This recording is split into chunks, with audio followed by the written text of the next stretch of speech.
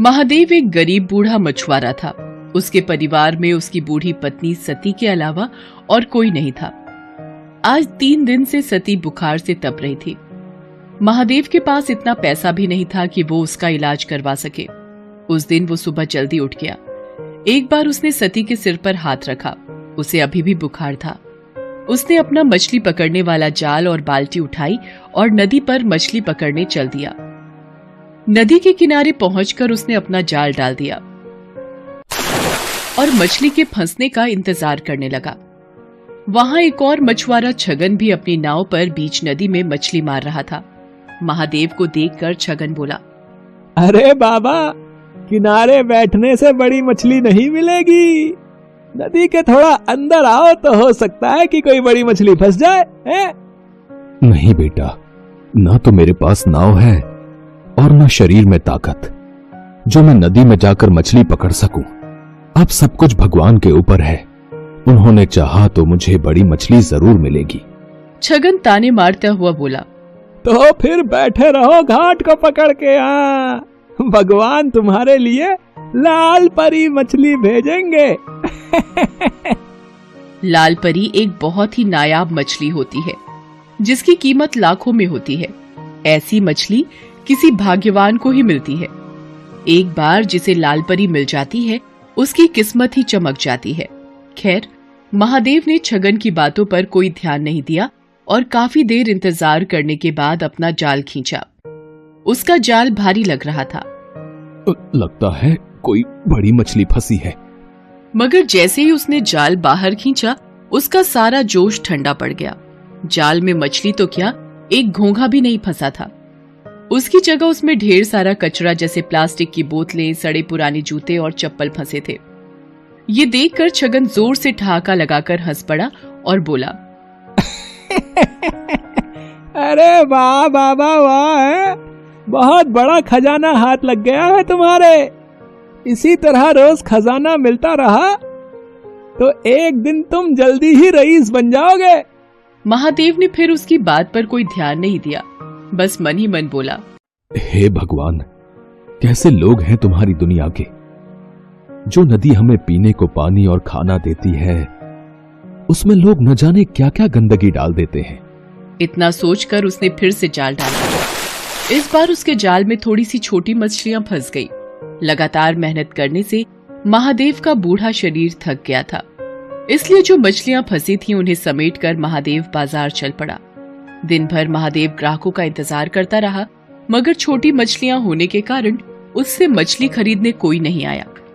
बाकी के मछुआरे बड़ी बड़ी मछलियां पकड़ कर लाए थे।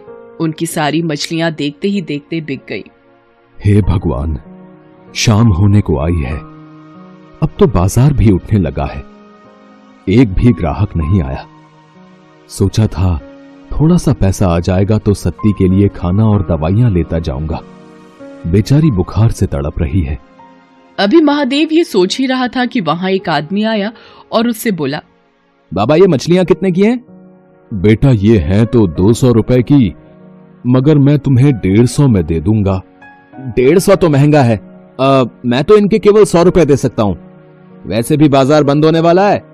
अब कोई तुम्हारी मछलियां खरीदने से तो रहा, इससे पहले कि ये सब सड़ जाएं, इन्हें तुम मुझे 100 रुपए में दे दो। मरता क्या न करता। आखिर महादेव को 100 रुपयों में उसे सारी मछलियां देनी पड़ी। बाजार भी तब तक उठ चुका था।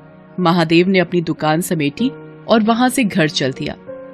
अभी वो बाजार से निकल भी नहीं पाया था कि उसके कानों में एक आवाज आई, बाबा, इस कंगले की भी सुनते जाना। 3 दिन से कुछ नहीं खाया बाबा। दया करो बाबा, मुझ पर दया करो। महादेव ने मुड़कर देखा। एक अंधा अपाहिज सड़क के किनारे पड़ा कराह रहा था। उसकी दोनों आंखें खराब थीं और दोनों पैर भी बेजान थे, जैसे 2 सूखे डंठल हों। महादेव को उस पर दया आ गई। उसने अपनी फटी हुई चादर उस अपाहिज को ओढ़ा दी और पास की एक दुकान से थोड़ा सा खाने का सामान लाकर उस अपाहिज को देता हुआ बोला, लो, खा लो। तुमने मुझ अपाहिज पर इतनी दया दिखाई। तुम कौन हो बाबा? महादेव उसे अपने बारे में बताता है। तब अपाहिज अपनी झोली से कुछ दाने निकालकर उसे देते हुए कहता है, तुमने बिना किसी स्वार्थ के एक कंगले की मदद की है बाबा। भगवान तुम्हें इसका फल जरूर देगा। लो ये दाने रख लो। कल जाल डालने से पहले इन दानों को नदी में छिड़क देना। महादेव ने दाने लेकर अपने पास रखे और अपनी फटी चादर उस अपाहिज को अच्छी तरह उड़ाकर वहां से घर चलाया। घर पहुंचने पर उसने देखा कि सती की तबीयत अब कुछ ठीक थी। ये देखकर महादेव को थोड़ी राहत मिली। उसने खाना बनाना शुरू किया। उसने अपने लिए थोड़ी सी मछलियां बचा कर रखी थी। उन मछलियों के साथ उसने आज खरीदे हुए थोड़े से चावल और आलू बनाए और सती को खिलाया। सती को खिलाकर सुलाने के बाद जैसे ही वो खाने बैठा, तभी वहाँ गांव का कुत्ता कालू आ गया। कालू को देखते ही महादेव के चेहरे पर मुस्कान तैर गई। वो कालू को पुचकारते हुए बोला, क्यों कालू बेटा, भूख लगी है? ठहर, अभी तुझे खाना देता हूँ। इसके बाद महादेव ने अपने बचे हुए खाने में से एक हिस्सा कालू के सामने डाल दिया। एक अरसे से महादेव ऐसा ही करता रहा था। वो जब भी खाने बैठता तब कालू वहाँ आता और महादेव कालू के साथ मिलावट कर खाना खाता।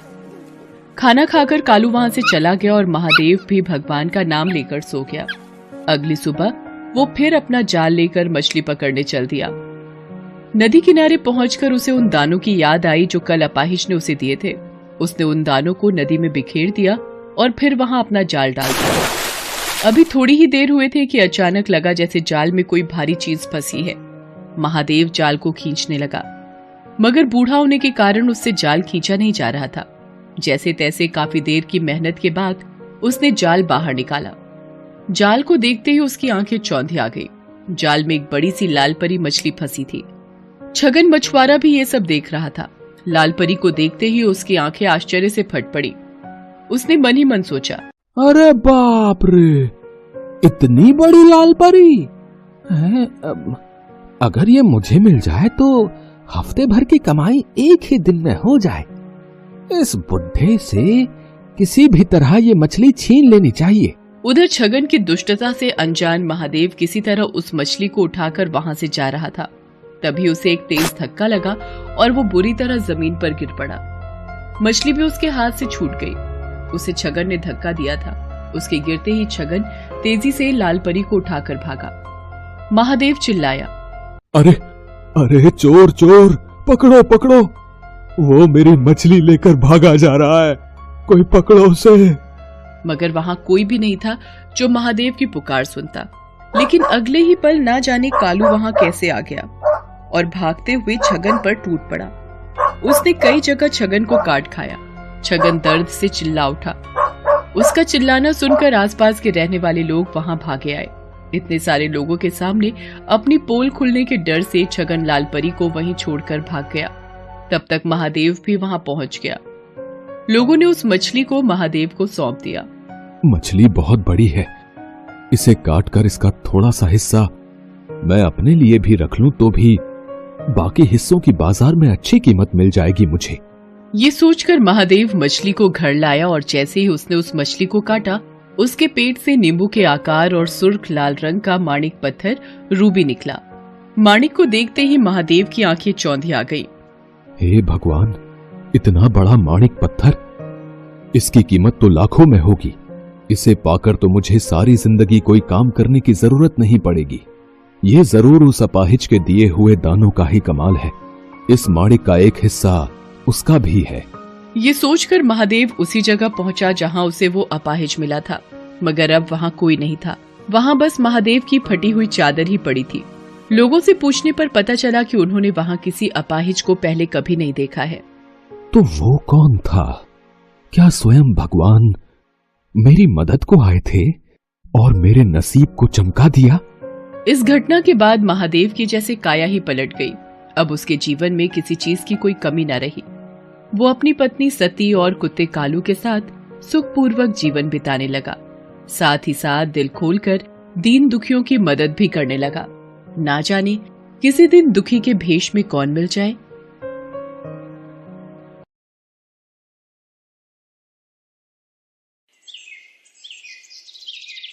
एक बार नारद मुनि के मन में एक प्रश्न उठा, तो वो उसका उत्तर जानने के लिए ब्रह्मा जी के पास जाते हैं। प्रणाम ब्रह्मा जी। आओ नारद, कैसे आना हुआ? नारायण नारायण। ब्रह्मदेव, मैं आज आपके पास एक प्रश्न पूछने आया हूं। क्या नसीब का भी कोई खेल होता है? क्या मनुष्य के नसीब का भी कोई महत्व होता है? बिल्कुल देवर्षि नारद, मनुष्य का नसीब उसका भूतकाल, वर्तमान काल और भविष्य काल तीनों में ही महत्व रखता है। वो कैसे ब्रह्मदेव? कृपया विस्तार से बताइए। देवर्षि नारद, इसके लिए मैं आपको एक कथा सुनाता हूं। सोहन नगर में दयानंद नाम के एक बहुत बड़े ज्योतिष रहा करते थे। उनके पास ऐसी विद्या शक्ति थी कि वो सबका भविष्य पढ़कर बता देते थे। एक बार ज्योतिष दयानंद अपने पास आए एक व्यक्ति का हाथ देख रहे थे। तब दयानंद का 8 साल का पुत्र वहीं पास में खड़ा था। व्यक्ति के जाने के बाद वो अपने पिता से बोला, पिताजी, मैं भी अपना नसीब देखना चाहता हूं। क्या आप मेरा भी भाग्य पढ़कर बता सकते हो? पुत्र गोपाल, अभी तुम बहुत छोटे हो। जब तुम बड़े हो जाओगे तब मैं तुम्हारा भाग्य जरूर बताऊंगा। जाओ, अभी तुम जाकर खेलो। गोपाल के जाने के बाद दयानंद सोचने लगा, कहीं न कहीं गोपाल ने सही बात बोली है। जब मैं सबका भविष्य बता सकता हूं तो क्यों ना अपने बेटे गोपाल का भविष्य भी देख लूं। ज्योतिषी दयानंद आंखें बंद करते हैं और अपने पुत्र गोपाल का आने वाला भविष्य देखने लगते हैं, पर उसे कुछ ऐसा दिखाई देता है जिसे देखकर वो चौंक जाते हैं। अब ये मैंने क्या देख लिया? ऐसा नहीं हो सकता। मेरे इकलौते पुत्र का विवाह एक भिखारी की कन्या के साथ होगा। ये कदापि नहीं हो सकता। मैं ऐसा कभी नहीं होने दूंगा। मैं भाग्य देख सकता हूँ तो मैं भाग्य को बदल भी सकता हूँ। मैं अपने पुत्र का आने वाला नसीब ही बदल दूंगा। उसके पश्चात क्या हुआ ब्रह्मदेव? जब ज्योतिषी दयानंद